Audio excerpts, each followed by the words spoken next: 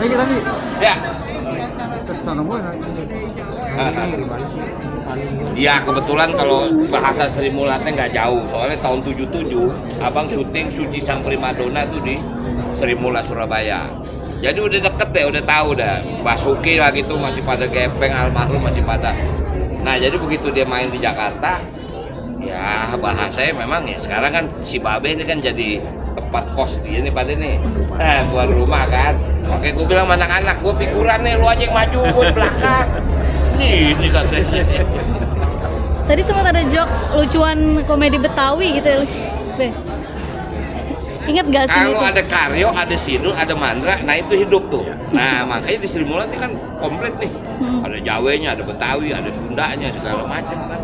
Malah ada yang begitu. Lengkap lah istilahnya.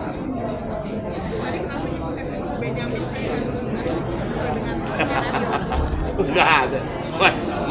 Mas, ini apa sutradara Bang, maunya improv aja deh Bang. Ya gue bilang improv ya. Ya ini emang saya kayak dia nih. Ya kan? Ya, kayak maksud awalnya orang apa minum gelas sampai ke mata itu kan improvisasi, mana ada di naskah.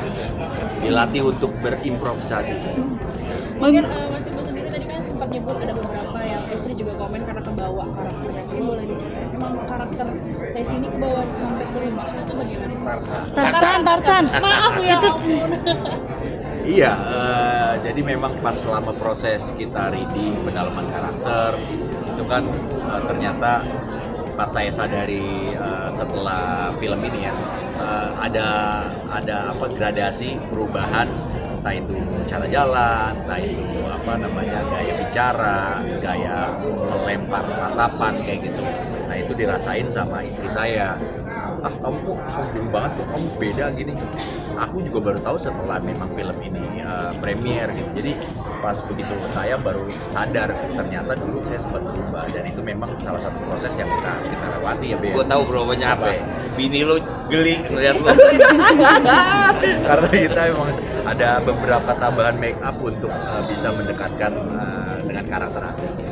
tapi sering kebawa gitu nggak sih karakter? Tadi kan sudah jawabin sering bawa. Itu cara kembali ini kayak hilang lah dari karakter itu. Ngilanginnya saya juga nggak tahu, tapi memang setelah film atau syuting itu selesai Dia hilang lari ke Chicago. nah itu olahraga, balikin semua aktivitas saya, lari, ngapain, dagang nasi goreng, jualan, udah balik lagi. Sempet sampai naikin berat badan atau nurunin nggak sih tadi kan Nurunin. teman-teman?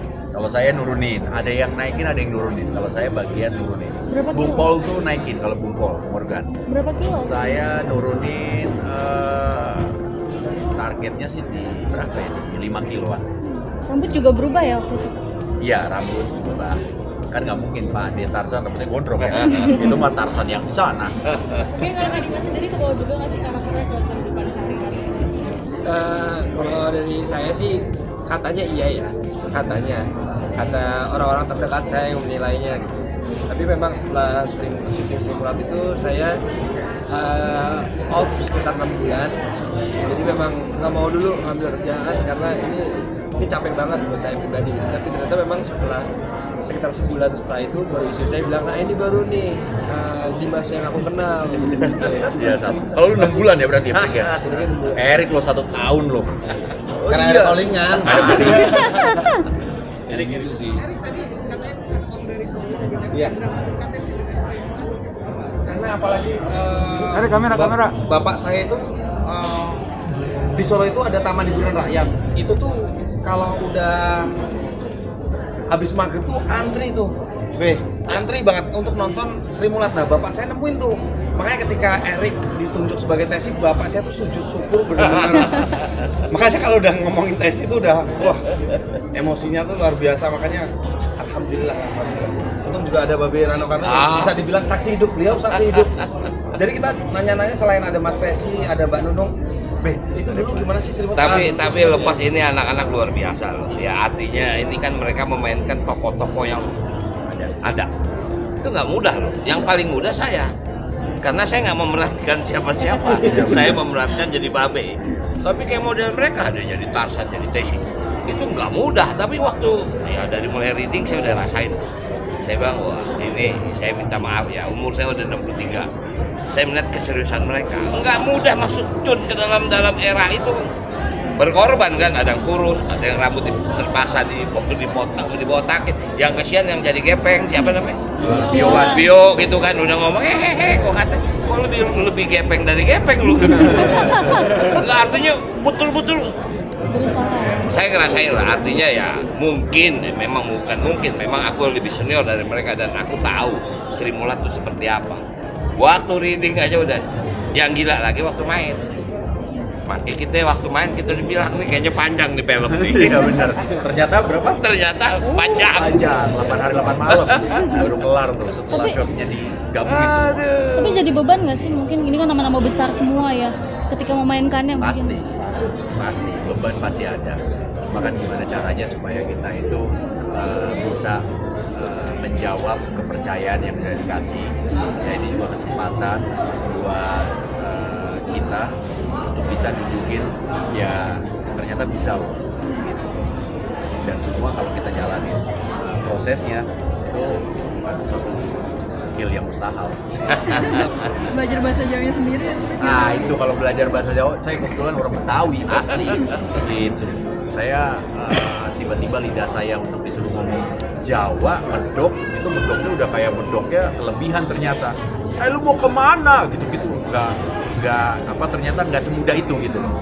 Ada orang yang bisa melihat, oh Jawanya dibuat-buat sama, oh ini emang Jawa. Nah gimana caranya supaya kita bisa nyampe, oh dia memang Jawa. Itu ada prosesnya. Mungkin dari sendiri mas, kami takut tuh, Apa gimana? Takut. Ya. Ya sebenarnya karena itu sih, karena nama besar para tokoh di sini dan nama besar Sri Mulat itu sendiri yang membuat kita tuh memikul beban yang ada gitu. Karena kan nggak sedikit ya yang orang yang tahu Sri Mulat, tapi benar-benar bisa dikatakan semua orang tuh tahu Sri Mulat gitu.